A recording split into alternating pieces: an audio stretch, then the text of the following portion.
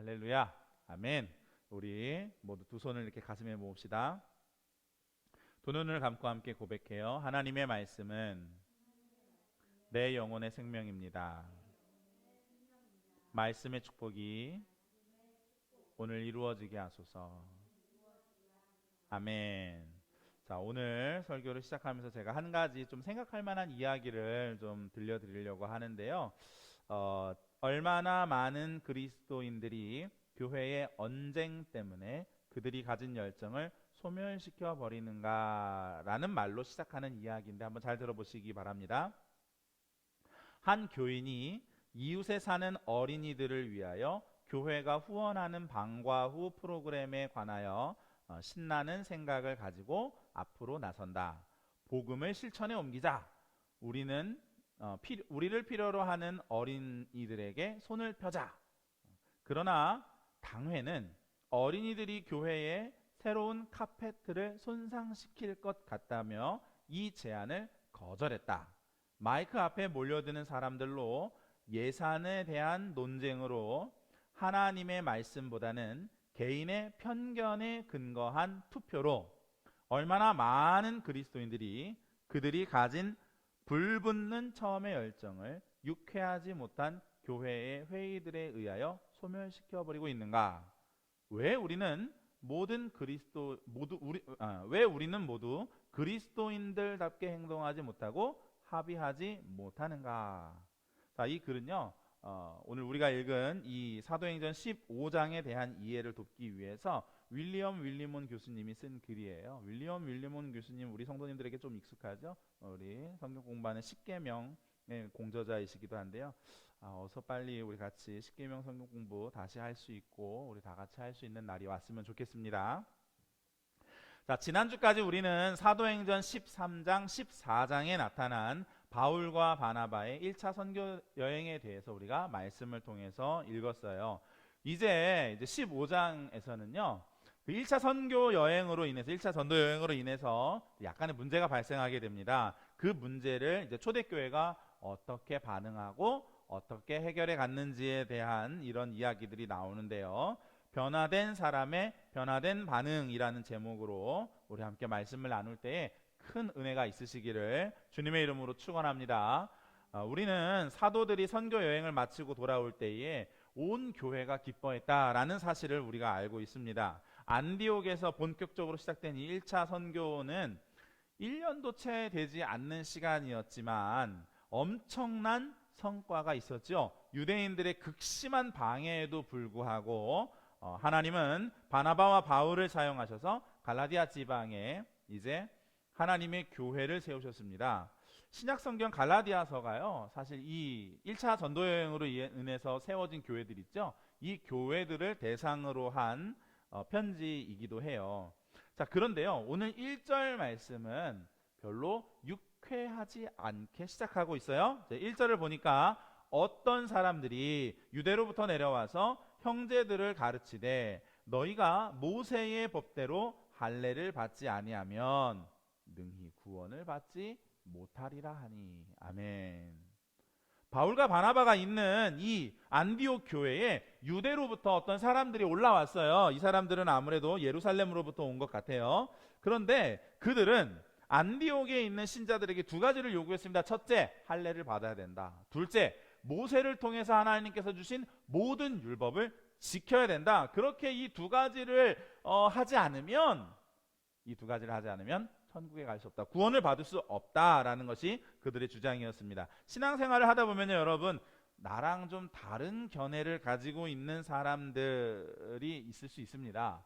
나랑 다른 견해를 가지고 있는 사람들이 있을 수 있습니다. 그렇기 때문에 의견이 다른 것 자체가 나쁜 것은 아니에요. 의견이 다른 것 자체가 나쁜 것은 아닙니다. 근데 그보다 더 중요한 것이 있는데 그것은 바로 태도예요. 태도. 우리가 함께 따라해 보도록 하겠습니다. 예수님을 믿는다는 것은 태도를 바꾸는 것이다.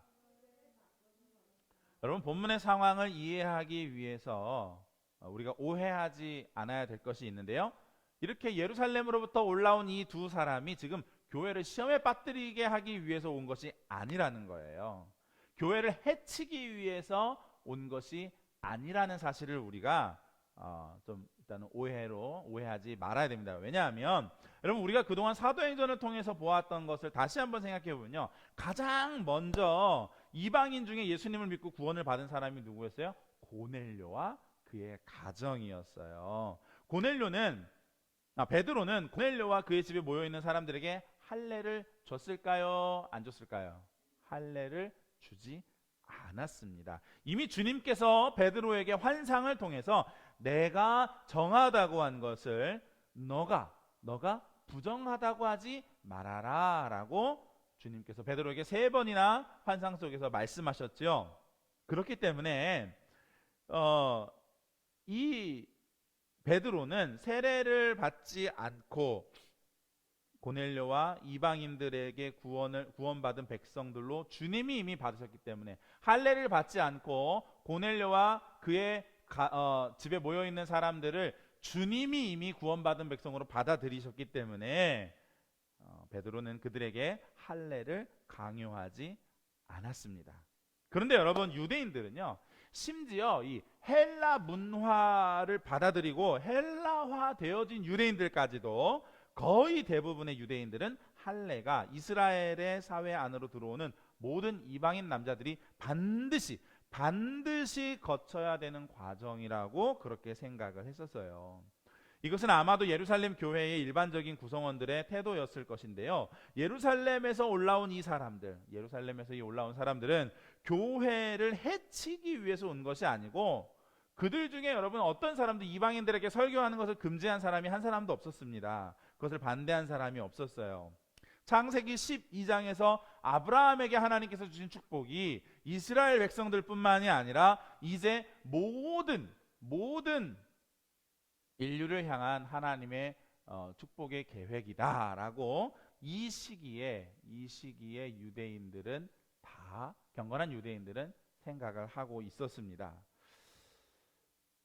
그리고 그 축복의 언약의 표징이 무엇이냐? 그것으로 주신 것이, 창세기에서 주신 것이 할례거든요. 그리고 그 할례는 예수님도 받으셨어요. 그렇기 때문에 할례가 없이 이방인들이 어떻게 언약 백성의 하나님의 축복에, 하나님의 구원에 들어갈 수 있다는 말입니까? 이들의 문제 제기는요, 여러분, 오히려 합당한 것이었습니다. 문제점은 이러한 문제 제기에 있는 것이 아니라요, 그것을 풀어가는 과정에 있었어요. 2절 말씀에 보니까 그들이 사도들하고 다투었대요. 네, 문제는 자신들만 옳다고 주장하는 고집스러움에 있었습니다. 우리도 이런 경우 많이 경험하지 않나요? 어떤 확신이 생기거나 그러면 좀처럼 우리가 굽히지 않으려고 하죠. 벼는 익을수록 고개를 숙인다고 하는데요, 우리는 왜 목이 곧고 굳어서 좀처럼 고개를 숙이지 못하는 것일까요? 며칠 전에 상담학 박사과정을 공부하고 있는 한 이제 전도사님이랑 통화를 하는 일이 있었는데요, 그분이 이런 말씀을 하시는 거예요. 신학이 제일 어려운 줄 알았는데 지금 자기가 공부를 하는 게 너무너무 힘들다라고 저한테 그렇게 얘기를 하더라고요. 그래서 제가 이렇게 얘기했습니다. 전도사님 맞습니다. 신학이 제일 쉽습니다. 그래서 우리는 성도들을 존중해야 돼요. 신학이 제일 위대한 학문이라고 성도들을 무시하면 안 됩니다. 제가 이렇게 이야기를 했었어요. 근데 여러분, 누구나 다 그렇죠. 자기가 지금 하고 있는 게 제일 어렵고, 자기가 지금 하는 것이 제일 힘들고, 그래서 자기의 생각이 가장 맞는 것이라고 누구나 그렇게 쉽게 생각하지 않습니까? 자신의 생각에 확신을 가지는 것은 여러분 좋은 일이에요. 좋은 일입니다. 그런데 분명히 좋은 일인데 그것이 독선이 되어서는 안 됩니다. 독선이 되어서는 안 되고 반드시 우리는 그렇게 되지 않도록 주의해야 할 것입니다. 말을 하는 입은 아까 우리 아이들에게도 제가 이야기를 했는데요. 이거 우스갯소리로 들으셔도 되지만 좀 생각해 볼 일이에요. 하나님께서 말을 하는 입은 하나로 만드셨는데 듣는 귀는 두 개로 만드셨잖아요. 우리에게 말을 하기보다는 듣기를 더 열심히 하라는 의미로 그렇게 말씀하신 것은 아닐까요? 신약 성경에도 그렇게 말씀하고 있지요. 말하기는 더디하고 듣기는 속히 하라고 말이지요. 제가 독선을 피하는 방법을 알려드릴게요. 독선에 빠지지 않는 방법을 제가 알려드리려고 합니다. 우리가 정말 착각하기 쉬운 것이 내가 상대방보다 더 많이 생각하고 있다, 더 많이 고민하고 있다, 내가 더 깊이 있게 통찰하고 있다라고 착각하지 않으면 됩니다. 일단 이런 생각이 들어오고 나면 다른 사람의 말은 전혀 귀에 안 들어와요. 어이구, 네가 생각해 봤자지, 또는 이건 정말 누구도 생각하지 못한 기가 막힌 생각일 거야 하면서 우리가 생각하게 되는데요. 전도서 1장 9절 10절은 이렇게 말합니다. 이미 있던 것이 후에 다시 있겠고 이미 한 일을 후에 다시 할지라 해 아래 새 것이 없나니 무엇을 가르쳐 이르기를 보라 이것이 새 것이라 할 것이 있으랴. 아멘. 우리가요 정말 천재가 아닌 이상에는요 내가 한 생각은 분명히 다른 사람도 할 수 있는 생각입니다. 내가 한 생각은 분명히 다른 사람도 할 수 있는 생각이에요. 이걸 인정해야 성숙한 신앙인이 될 수가 있습니다. 바울이 여러분 할례의 중요성을 몰랐을까요? 바울이 할례의 중요성을 몰라서 할례를 주지 않은 것일까요? 여러분, 바리새인 중에 바리새인이라고 하는 이 바울이 모세의 율법이 얼마나 중요했는지 몰랐기 때문에, 인식하지 못했기 때문에 이방인들에게 율법을 강요하지 않았던 것일까요?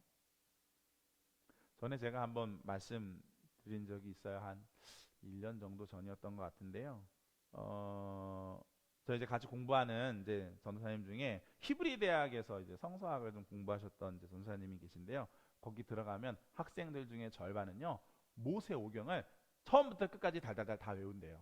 히브리어로 모세오경을 처음부터 끝까지 달달달달 다 외운대요. 강의실에 있는 학생의 절반 정도는. 여러분, 이 바울은요 이 당시에 수재 중에 수재였어요. 완벽하게 모세오경을 또 그리고 최고의 학자인 가말리엘에게 배운 제자란 말이에요. 바울은 모세오경을 히브리어로 완벽하게 외웠을 뿐만 아니라요 심지어 헬라어로도, 이 당시에 이제 히브리어 성경을 번역한 헬라어 성경인 70인경, 셉투아진트 70인경이라는 것이 있었는데 이 70인경에 있는 헬라어 성경도 아마도 달달달 외웠을 것으로 생각이 되어집니다. 이처럼 여러분, 할례와 율법의 중요성을 바울은 분명히 알고 있었어요. 분명하게 알고 있는 이 바울이 다음과 같이 이야기합니다. 갈라디아서 5장 11절, 형제들아 내가 지금 할례를 전하면 내가 지금까지 할례를 전하면 어찌하여 지금까지 핍박을 받으리요. 그리하였으면 십자가에 거치는 것이 그쳤으리니.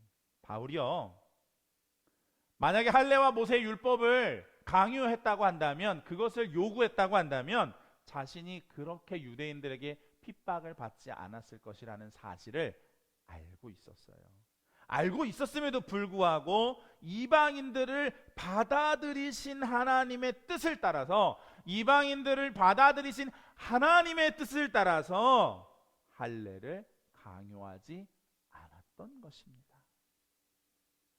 여러분, 우리가 얼마나 이런 실수를 많이 합니까? 내 말만 맞고, 나만 가장 깊이 고민했고, 나만 가장 훌륭한 결론을 내렸을 것이라고 우리가 얼마나 쉽게 판단합니까?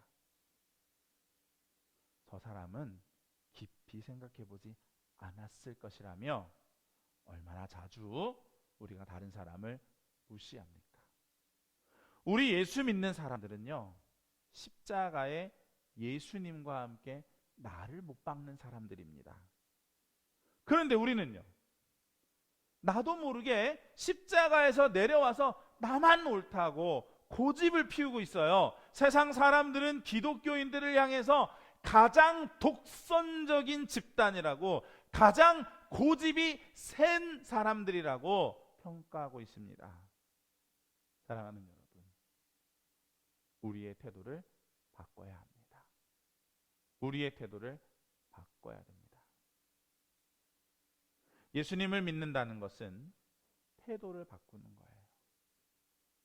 내 말이 옳고 내 주장이 맞다고 고집하는 것이 아니라 나는 십자가에 못 박고 이제는 예수님이 내 안에 살아가시게 하는 것이, 그것이 그리스도인의 삶입니다.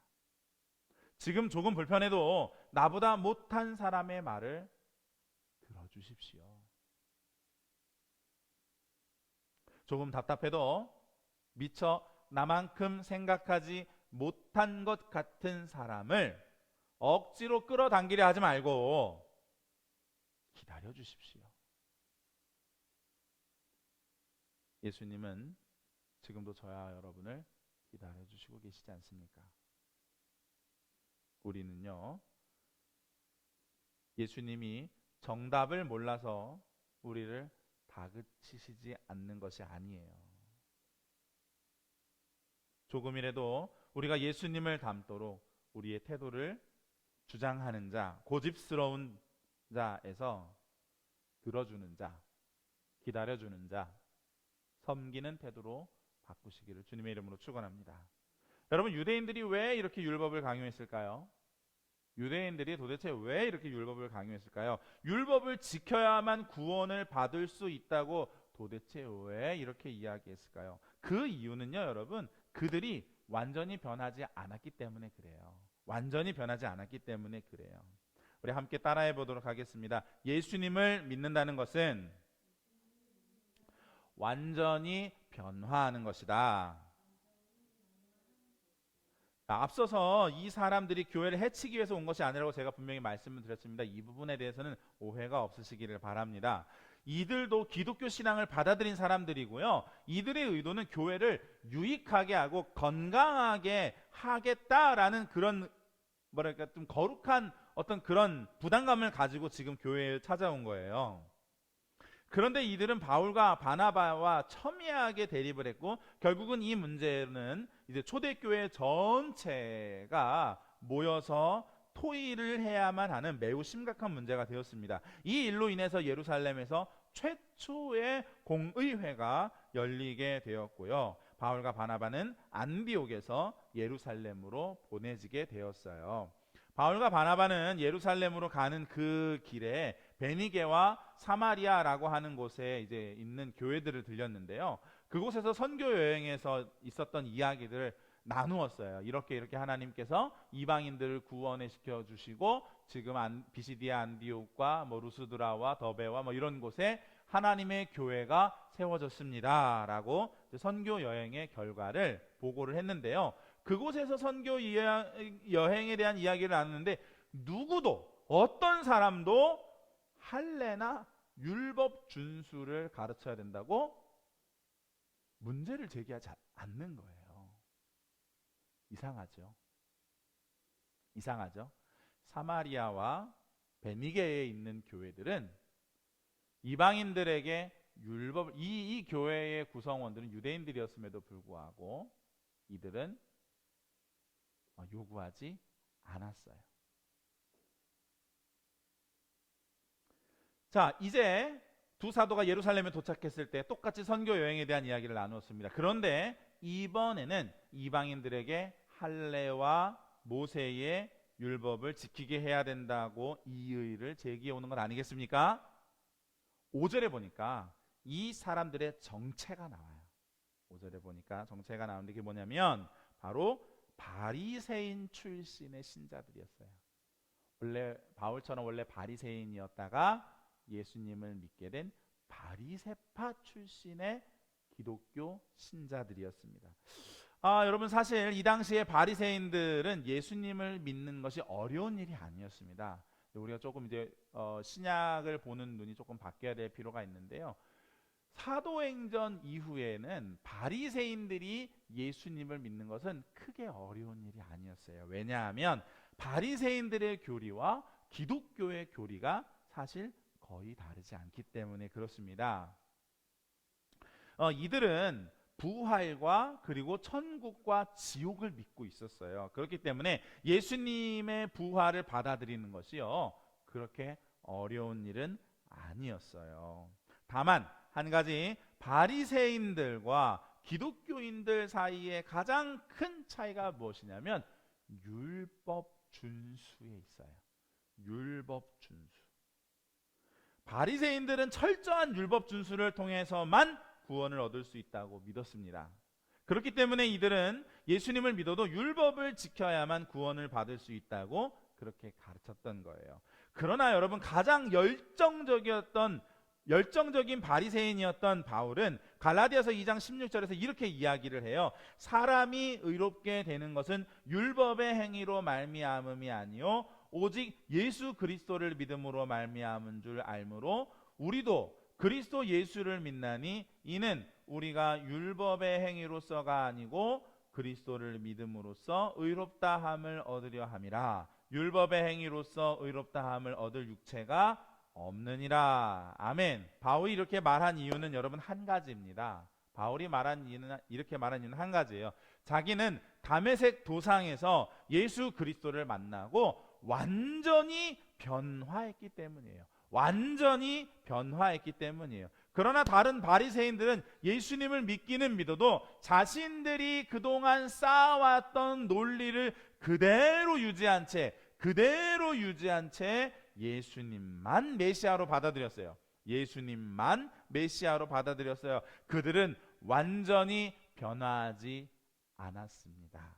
완전히 변화하지 않았기 때문에 아직도 여전히 율법과 할례를 받지 않으면 구원을 받을 수 없다라고 그렇게 가르쳤던 것입니다. 사랑하는 여러분, 우리가 예수님을 믿는다라는 것은요, 완전히 변했다는 것을 의미하는 거예요.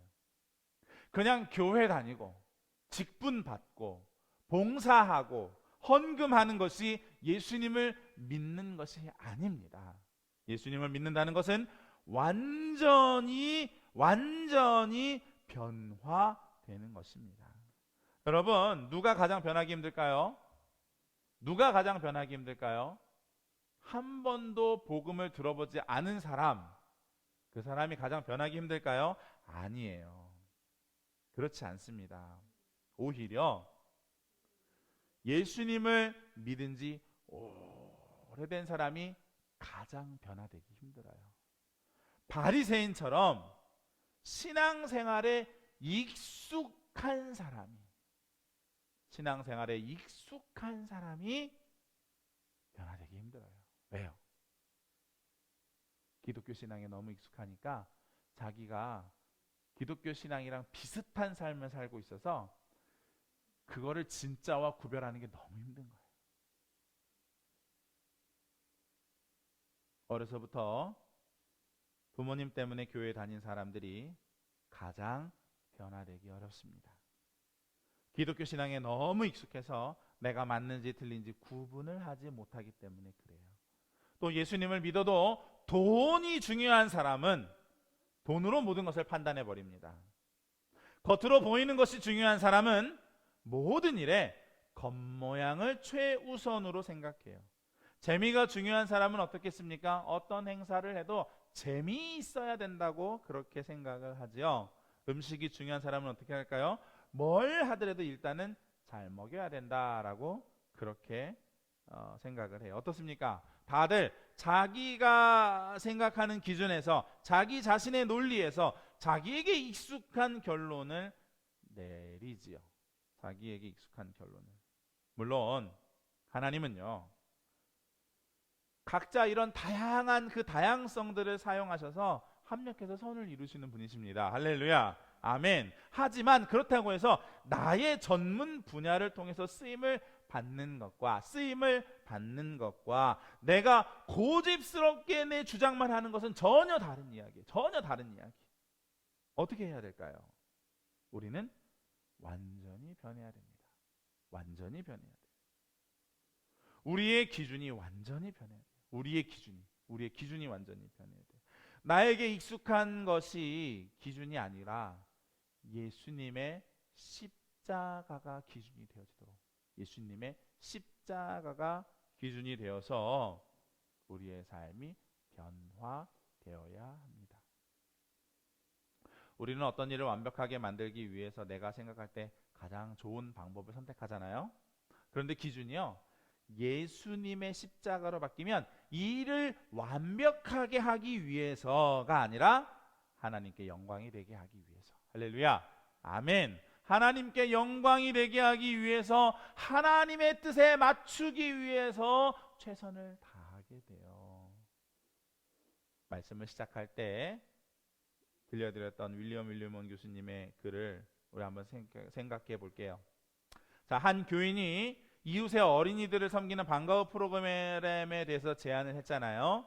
자, 이때의 당회의 역할은 무엇일까요? 새로 비싼 돈을 주고 깔은 카페트가 손상될 것을 계산하는 것이 아니라 이 사역을 이루기 위해서 어떻게 재원을 마련할 것인가에 대해서 고민을 했어야 합니다.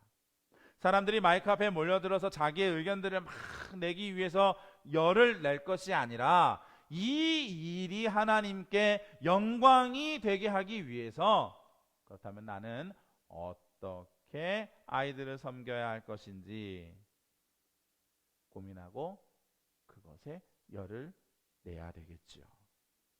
나의 기준으로 된다, 안 된다를 결정하지 말고 예수님의 십자가를 기준으로 하나님께 영광이 되는 것을 선택하는, 네, 이것이 바로 구원받은 성도의 모습입니다.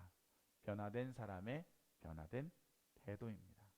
사랑하는 우리 하늘향기 교회 성도님 여러분, 우리요 완전히 변화된 사람이 됩시다. 성숙한 태도로 섬기고 성숙한 태도로 이해하는 사람이 되었으면 좋겠습니다. 우리 교회는 가슴이 넓은 교회로 누구나 다 포용하고 사랑해주는 예수님 닮은 성도들의 모임이라고 하나님 앞에 그리고 세상 앞에 인정받는 그런 복된 성도님들 다 되시기를 주님의 이름으로 축원합니다. 아멘.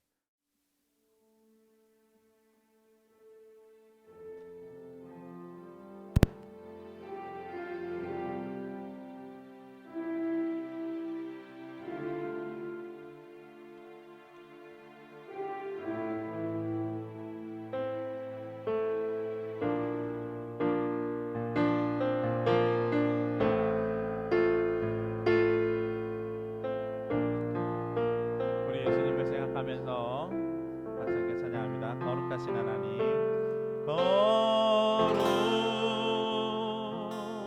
거룩하신 하나님, 주께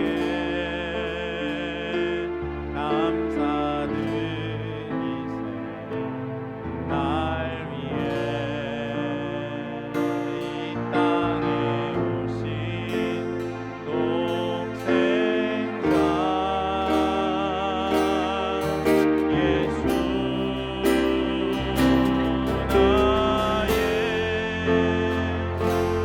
마음과 뜻 다해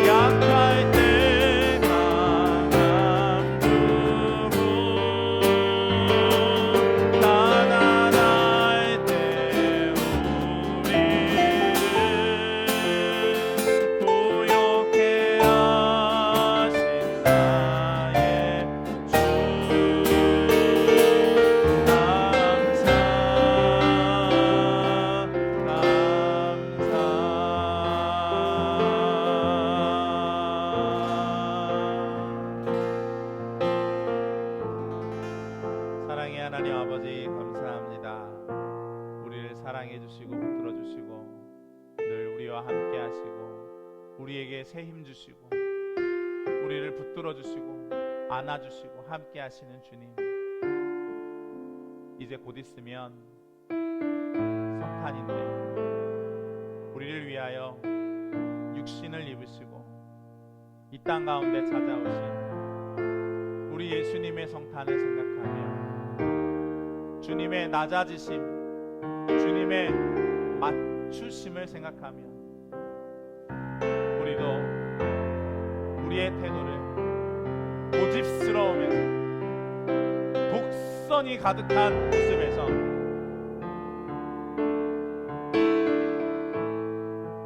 예수님처럼 이해하고 예수님처럼 기다려주고